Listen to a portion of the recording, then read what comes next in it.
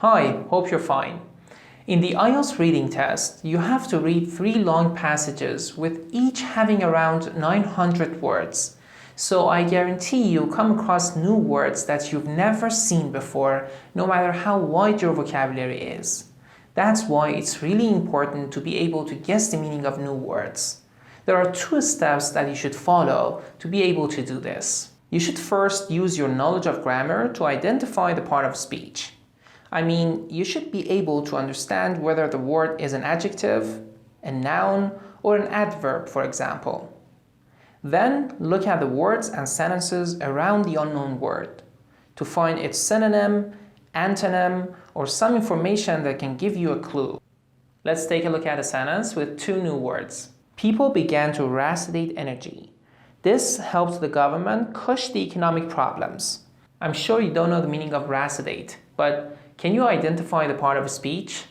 It's a verb. It has H at the end, rationate, and it's also in the pattern begin to do something. Began to rationate. So rationate is a base verb, and it's related to energy. If you read the next sentence, you can see the word help. This helped the government.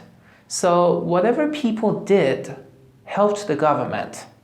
So you can realize that rationate is a positive word.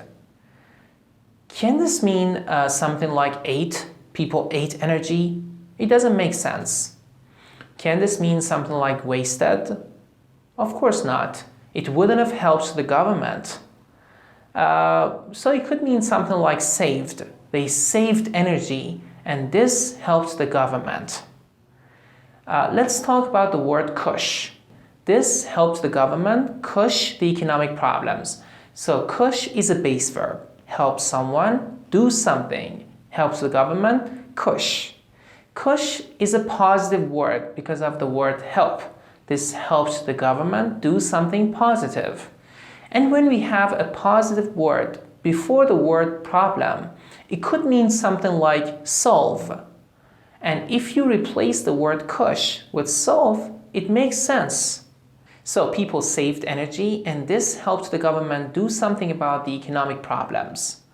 By the way, rationate and Kush aren't real words. I just made them up to show you how easy it is sometimes to guess the meaning of new words. Let's take a look at another example. When the wood was gone and civil war began, the islanders began toppling the statues. By the 19th century, none were standing. Let's say you don't know the meaning of topple. If you read the next sentence, it provides you with a clue. People toppled the statues. By the 19th century, none of them were standing. So topple means made them fall. They made the statues fall, and by that time, none of them were standing. By that time, all of them had fallen. Let's see another example. While a few countries are making major strides in cutting back on carbon emissions, the majority are having great difficulty even stemming the rate of increase. You may have difficulty understanding 2 words, stem and stride. We have the word wide here, so let's use it. This word shows we have a contrast. A few countries are making major strides, but the majority are having difficulty. So making major strides is somehow the opposite of having difficulty. A few countries have been successful in reducing carbon emissions, but the majority haven't. Let's talk about a stem. A few countries have succeeded in reducing carbon emissions, but the majority of countries are having difficulty stemming the increase. They cannot stem the increase. It probably means stop. And if we replace it with a stop, it makes sense.